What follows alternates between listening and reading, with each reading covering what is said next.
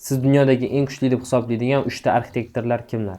Bular Norman Foster, uslubi high-tech modernizm, Londondagi Gerki minorasi shishali po'latlardan qilingan, ochuvli, kengli, haligacha o'zini aktualligini yo'qotmaydigan zo'r nevaskirov hisoblanadi. Ikkinchisi ko'pchiligi tanish bo'lgan Zaha Hadid, iroqli, Londonda yashagan. Uni mashhur asarlaridan Bakudagi Haydar Aliyev markazi. Bu zdaniyada o'zim borib shu yerda ko'rganman.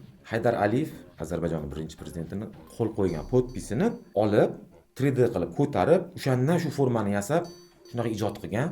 Yerdan kelib turgan haligi bruschatkali kafel kelib tomgacha o'tib ketganda, bu arxitekturani eng yuqori cho'qqilariga chiqilgan. Shunaqa materialni ular o'zi spesial shu joy uchun o'ylab topib yasattirishgan. Bitta zakaz berishgan, har bitta bo'lagini. Uchinchisi Antonio Gaudi, uslubi modernizm, tabiiy ranglardan foydalangan, rang-barang uslubda ishlagan. Uni eng mashhur asari hamma biladigan Ispaniyada, Barselonada joylashgan Sagrada Familia minorasi. Eng qizig'i, hali ham qurilish davom etyapti, lekin allaqachon afsonaga aylanib bo'lgan.